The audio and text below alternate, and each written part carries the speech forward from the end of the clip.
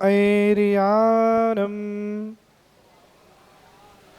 नमो वज्रयानो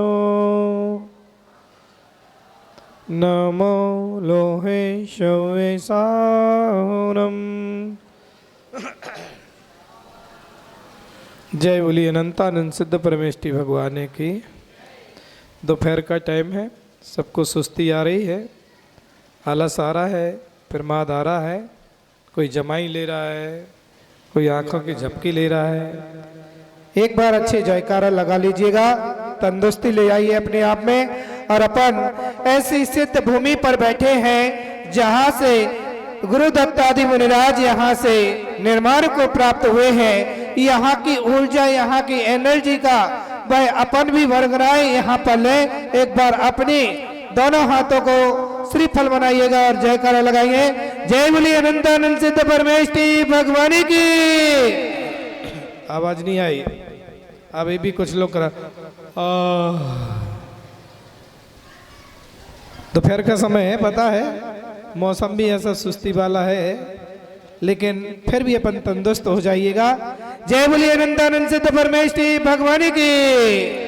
प्रथम तीर्थंकर श्री आदिनाथ भगवान की, 24 तीर्थंकर भगवान की, मुल्ला श्री आदिनाथ भगवान की, गुरु दत्तादि मुनिराज की, गुरुदेव विराट सागर जी महाराज की, समस्त आचार्य परमेष्टि भगवंतों की।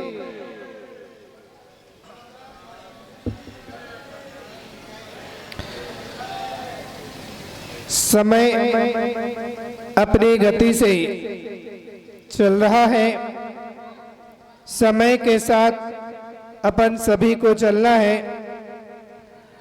और द्रोणगृह सिद्ध क्षेत्र की भूमि की इतनी प्रशस्त परगनाएं यहाँ की है कि नियोग मात्र मुझे आने का था कि यहाँ मेला में, और संयोग देखिए निमित्त संयोग ऐसे बनते चले गए कि वहाँ छतरपुर से मुनिराज उपाध्याय विशोक सागर जी महाराज, आराध्य सागर जी, और इधर हीरापुर से रत्नात्रय सागर, प्रक्षाल सागर जी, सारे के सारे साधु यहाँ पर एकत्रित हो गए और सिद्ध भूमि पर सब यहाँ पर सिद्ध भगवानों की वंदना अर्चना करने के लिए यहाँ एकत्रित हुए।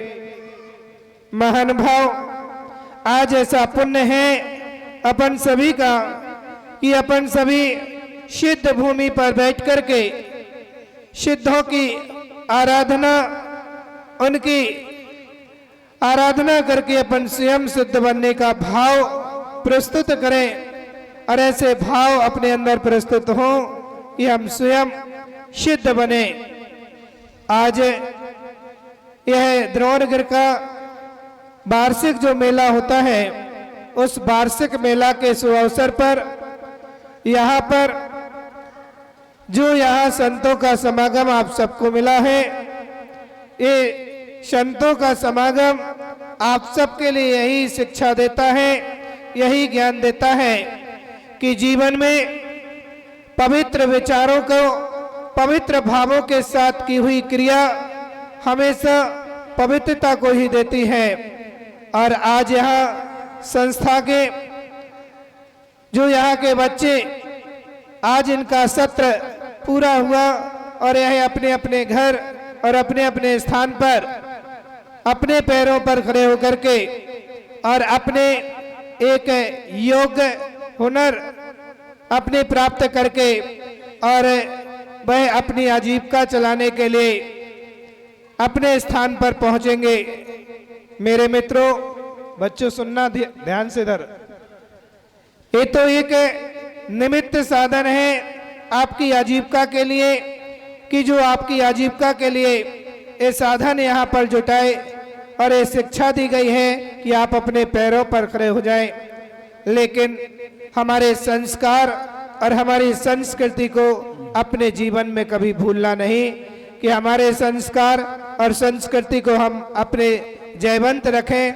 हमारी संस्कृति, हमारे संस्कार जो इस भारतीय संस्कृति के संस्कार हैं, संस्कृति है, उन संस्कार और संस्कृति को अपने जीवन में कायम रखेंगे, यहाँ का नाम रोशन करेंगे और यहाँ का ही नहीं, जिन दर्शन की, जिन शासन की ध्वजा की पताका को फहराएंगे, जहाँ भी जाएंगे वहाँ जिन शासन की जय घोष करेंगे और जिन धर्म की जय घोष। जब यहाँ से जाओ तो यहाँ से जाने के बाद आप और मित्रों के लिए ये प्रेरित करें कि आप द्रोणगढ़ क्षेत्र पर जाकर के ज्ञान अर्जन करें, शिक्षा अर्जन करें और अपने जीवन में एक योग्य हुनर प्राप्त करके अपने जीवन के इस जीवन काल को व्यतीत करें। ऐसी मंगल भावनाओं से आज यहाँ पर जो शिक्षा प्राप्त आपने 9 माह में की है, जैसे एक माँ 9 माह तक अपने बच्चे को गर्भ में रख करके वह संस्कार देती है, ऐसे ही ये हमारे यहाँ के पंडित जी रमेश चंद जी और योगेश, लोकेश भाई, देवेश, इन सब ने जो आपको ज्ञान दिया है, जो शिक्षाएं दी हैं, ये आपके जीवन काल को वह बहुमूल्य शिक्षाएं होंगी और ऐसी शिक्षाएं प्राप्त करके आप अपने जीवन को उच्च भावों के साथ आगे बढ़ाते चले जाएं। इस संस्था और द्रोणगढ़ ट्रस्ट कमेटी ने जो यहाँ पर भावनाएं बनाई हैं, भाव बनाए हैं कि आगामी समय से जो हमारी ये संस्थाएं चली आ रही हैं और इतने वर्षों से हमारी संस्थाओं का वर्णन चला आ रहा है, ये संस्थाएं ऐसी ही जयवंत रहें। हमारी समिति और हमारे लोगों का ये भाव होना चाहिए कि हमारी संस्थाएं लुप्त ना हो पाए, हमारी संस्थाएं और आगे बढ़ कर के नाम रोशन करें और आगे उसको उच्च शिखर तक लेकर के चलें। ऐसी मंगल भावनाओं के साथ यह ट्रस्ट समिति एवं प्रबंधन कमेटी ऐसा विचार करें और ऐसी मंगल भावनाएं बनाएं कि अब क्षेत्र पर मंदिर और मूर्तियों की अब जरूरत नहीं है। अब पाषाण की मूर्तियां बहुत विराजमान हो गई हैं। आज तो वंदना करते करते मैं ही थक गया था। हम महाराज से कह रहे थे, महाराज 1-2 टोंग हमने छोड़ दी तो महाराज जी कह रहे क्यों शॉर्टकट मार रहे। मैंने क्या करा महाराज, सिर दर्द करने लगा। भगवान की वंदना करते करते थकते नहीं है, लेकिन वो कभी थकना भी नहीं चाहिए। दर्शन करते करते जितने दर्शन मिले उतने करना चाहिए। क्या पता कौन से दर्शन करके सम्यक्त की प्राप्ति हो, लेकिन इतने मंदिर, इतनी मूर्तियां, इतने साधन बन गए हैं कि उतने पुजारी, उतने दर्शन करने वाले नहीं बचे।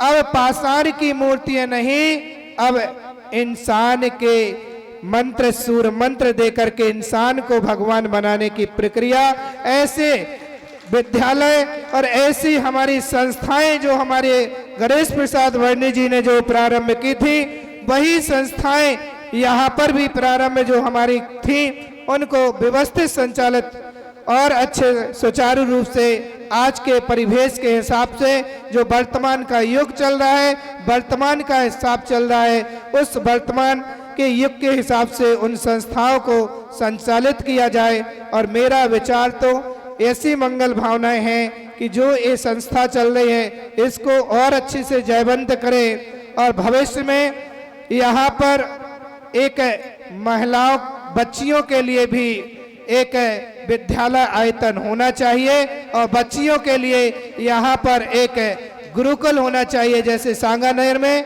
वह बच्चियों के लिए हो गया, तो अब अपने यहाँ द्रोणगढ़ में भी बच्चों के लिए तो है, लेकिन बच्चियों के लिए भी एक संस्था होना चाहिए जिससे हमारे क्षेत्रीय एरिया की बच्चियां वह शिक्षा को ग्रहण कर सकें। और ज्ञान क्षेत्र में बस ये काम आप अकेले नहीं कर सकते, मुझे पता है। ना कमेटी, और न टेस्ट कोई भी अकेले अकेले काम नहीं कर सकती है। जब तक कोई गुरु का मार्गदर्शन ना मिले तब तक इस काम को आगे नहीं बढ़ाया जा सकता है। तो कोई गुरु का अच्छा मार्गदर्शन लें, उनका निर्देशन लें और उस मार्गदर्शन में आप आगे बढ़ें और इस काम को करें। मेरा सभी के लिए यही शुभ मंगल आशीर्वाद है। जो यहाँ पुरानी प्रबंधकारिणी रही, जिन्होंने बहुत अच्छे लगन से इस क्षेत्र के लिए अपनी सेवाएं दी, कार्य किए, लेकिन भले ही वह अब पद पर नहीं है, लेकिन उनके लिए भी अभी आगामी समय में सेवाएं से पीछे नहीं हटना है। अपनी सेवाएं निरंतर क्षेत्र के लिए देते रहना और जो नई समिति आई है अब उसके लिए सक्रिय होकर के इस कार्य को और आगे बढ़ाना है और आगे संस्था के लिए उत्थान के लिए अपन को समय देना है। समय समय पर यहाँ पर बहुत अच्छी नई नई एनर्जी ऊर्जा वाले लोग इस कमेटियों में आ चुके हैं और उनकी एनर्जी ऊर्जा यहाँ पर क्षेत्र में काम करे। बहुत अच्छा काम है कि क्षेत्र की उन्नति हो, क्षेत्र की संरक्षण हो, क्षेत्र सुरक्षित हो। हमारी ऐसी भावनाएं, क्योंकि दान देने वालों की आज के समय में कमी नहीं है। दान देने वालों की आज के समय में कमी नहीं है और 2, 5, 10 लाख रुपए कोई बड़ी बात नहीं होती है। वह बहुत छोटी बात आज के समय में दान की रह गई है। बस उसको कैसे निकालना है, किस तरीके से निकालना है, ये सब लगन के साथ आपको कार्य करना। दान देने वाले बहुत मिलेंगे। मैंने कहा था संस्था को चलाने के लिए अपनी जो बच्चों की संस्था चल रही है, इसको चलाने के लिए भी एक समिति जो आपकी है, उसी समिति में आप 11-11 हजार रुपए के साल के मेंबर ऐसे बनाएं जो 11,000 रुपए साल सिर्फ शिक्षा के क्षेत्र में वहां पर दें। और ऐसे अपन 1,000 यदि मेंबर बना लेते हैं तो एक साल का बहुत अच्छा फंड यहाँ से बन करके अपनी संस्था सुचारू रूप से संचालित की जा सकती है। और 11,000 रुपए देना साल की कोई बड़ी बात नहीं है। 11,000 रुपए हर व्यक्ति दे सकता है और ऐसे सदस्य बस मेहनत और पुरुषार्थ प्रयास आप सबको करना है और ऐसे प्रयास करके इस संस्था को जयवंत अपन पुनः अच्छे से कर सकते हैं। ऐसा मेरा सभी के लिए मंगल शुभ आशीर्वाद है। और इस कार्य में हम लोगों का भी हमेशा मार्गदर्शन एवं आशीर्वाद समय समय पर रहेगा। जब जैसा आप लोग आशीर्वाद लेना चाहेंगे हमेशा वैसा आशीर्वाद मिलता रहेगा और समय समय पर हम लोगों का सानिध्य भी प्राप्त होता रहेगा। जब जब जैसे जैसे सानिध्य आप प्रयास करेंगे वैसे ही सानिध्य आपको मिलता रहेगा। यही मेरा सभी के लिए मंगल शुभ आशीर्वाद है।